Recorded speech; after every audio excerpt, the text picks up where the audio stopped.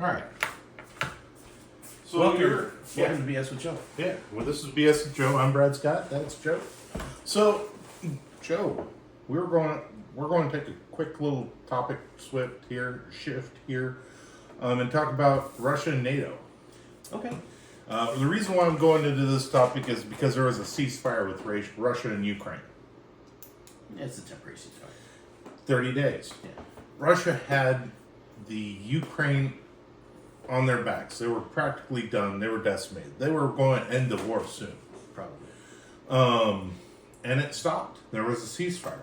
It's given 30 days for Ukraine to reorganize, rearm, build defenses to continue with the war. Now, why did Putin agree to the ceasefire? Well, it's hard. I don't. It's kind of a trick question I kind of put you in. Yeah, he's hard to predict on what he's trying to do because, I understand why the war started. Mm-hmm. I do. And I don't really blame him 100% because he was kind of he had his back up against the wall. Right. The reason why, you're right, Putin had his back against the wall because Trump put him in there. So Trump made it look like, because Trump's got the world's ear, kind of, because, he's shouldn't have been president, but he's president. Except for the EU. The EU, yeah. And he's pissed. Then the EU hate him. Right. Now, Putin, he wants to finish this war. He doesn't want people to die. The easiest way to do this is by keep battling, keep fighting. He agreed to the ceasefire because Trump says, you want to keep people dying? You want to keep the war going? You want to look like a warmonger? So Putin is like, I can't look like a warmonger to the EU and NATO. Honestly, when the Ukraine war started, okay, Mm-hmm. even when he was just building up on the borders and everybody knew it was going to happen, I pictured Donald Trump, if he had been in office at that time, picking up the phone and saying, Vlad, what the heck? What are you doing? Pull your head out, and that's what he did to get this 30-day ceasefire. Yeah. And here you got Zelensky going to the White House and leaving with like a dog with its tail between his legs. Yeah, he was kicked out of the White House. Yeah. There's a few things you do when you're a foreign leader asking for money from the U.S. and you're going to see Donald Trump, and he probably asks you wear a suit, and you choose not to wear a suit, and then you go and you say things to the leaders that are helping you win this or get through this war. That whole meeting, I understand J.D. Vance's point of view. Mm-hmm. I still think he overstepped his bounds a little bit. J.D. Vance? Yeah, a little bit. Please tell me why or how.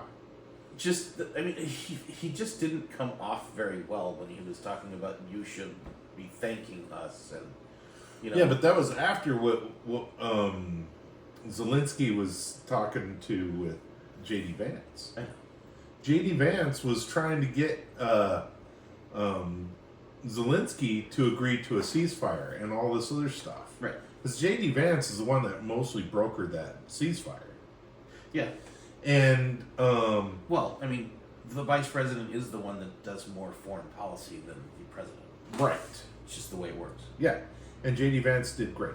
J.D. Vance has been doing great with the EU. He does. I heard him talk about the AI summit in European nations. I watched that speech. Yeah, it was a great speech. Yeah. And the European Union was a little shocked. Yeah, and they were a little upset with that because I think they're all about authoritarian and control. They are.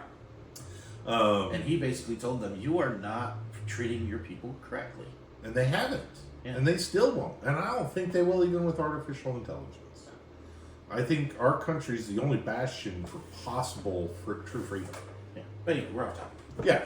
So, with Zelensky, what he did when he went to the meeting with J.D. Vance is he was trying to say, our people are strong and we need your funding and we need to keep this war going. Right. And J.D. Vance is like, no, you're taking people out of your streets, conscripting them without very little to no training, and sending them to the front line, which is a meat grinder for his people. He's lost a whole generation, possibly 2 generations. Pardon the door. right back.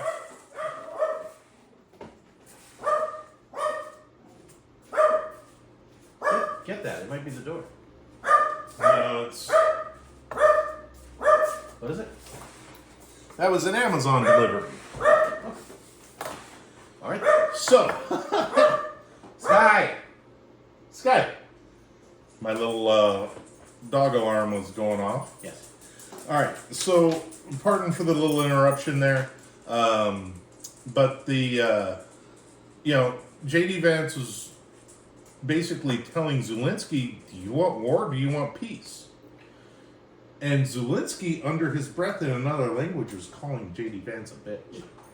Really? Yeah, there's a couple of videos I was watching on X where there was people that explained that and even had little subtitles. Because you underhear in his tone. Uh-huh. Because to Zelensky, J.D. Vance is second to Trump. Why is he talking to the bitch of the White House? He needs to talk to the Trump. And also what he told Trump, too, at that meeting, is right now you have power, but what happens when you lose power in 4 years? Huh. You know, like as if the other party's going to take control and they're going to go after him again. Right. Um, I just know that when that meeting was over, Zelensky no longer had anything. Zelensky doesn't have anything. All right, let's put it out there. Let's look at what Zelensky's doing to his people. All right, And it's not really him. He's a puppet. he is a puppet, but all right. So he suspended the elections, so no one could vote him out of office. Which, honestly, in his defense, that's not an uncommon thing during a time of war. No, it is not an uncommon thing during the time of war. But you know what the people would have done? Would have voted him out because the people want peace.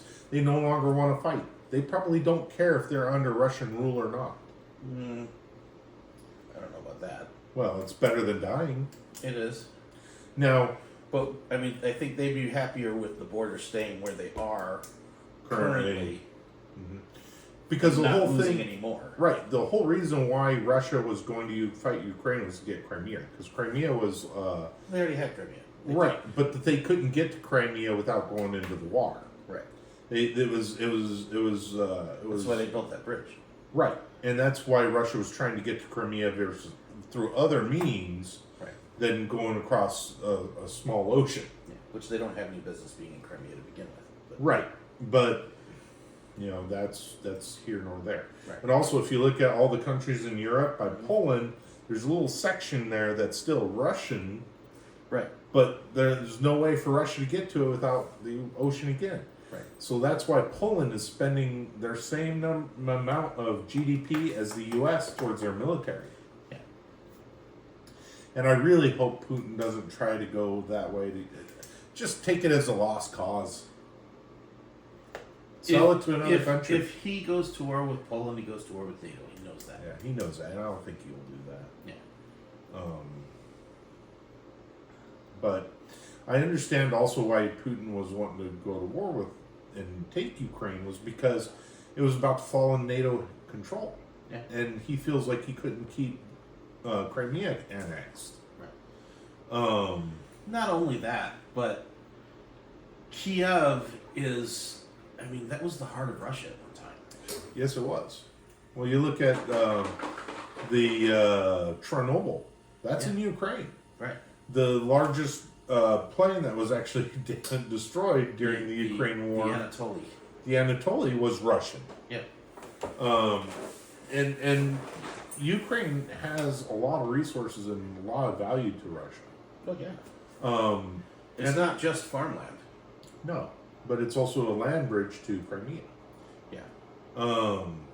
And you know it falls into NATO control. And here's the thing: is like I honestly feel like Vladimir Putin is also fighting against globalism because NATO is our globalist. Right. And they're taking more European nations and even African nations and all these nations more every day. Yeah. And I do not like globalism. No, NATO has been trying very hard to reduce the sovereignty of their members. Mm-hmm. Yeah, because they Just, want. just like the EU, they don't have any sovereignty anymore. Mhm. They're all just the European Union. Mm-hmm. Even though you talk to the people in Germany or Portugal or Spain, they're all about their country, Right. but their government bows to Brussels. Right. And a lot of the EU is looking at the U.S. Well, your states bow to the federal government. Totally different story. Right. Well, also in our Constitution, our states have sovereignty and their own and supremacy over the federal government. Right. That happens. Yeah. This episode's been full of doorbells and other things going on, but I think we talked about some good points. Do you have any more you want to add to it? I mean, we'll see what happens. And I don't have a positive outlook as to what's going to happen at the end of this 30 days. Mm-hmm. I know what Trump wants to happen. I don't know that's going to, because when Zelensky left the White House, he went straight to the European Union. Oh yeah. And the European Union was like, "Oh, come here, hugs, everybody hugs." Yeah. Here, let's line your pockets. Yeah. Because the EU wants to go to World War III. Oh, they're all about it. They're all about it. And I believe their countrymen don't want to go to it. Nobody there wants war. No. And it reminds me of our Democratic leaders wanting war, but our Republican leaders do not want war. Right. Or at least the non-rhino Republican leaders don't want war. Right. And I believe the majority of Americans don't want to go fight in that war No. because technically you can go fight it right now. Go join up the Foreign Legion of Ukraine and Yeah, you can go. you could subscribe. There are Americans over there fighting. They are. There's a lot. Well, there's also clandestine things. Yes. That's another story. Right. But that's all I have to say about that. So share, like, subscribe, leave a comment. Please. Yep.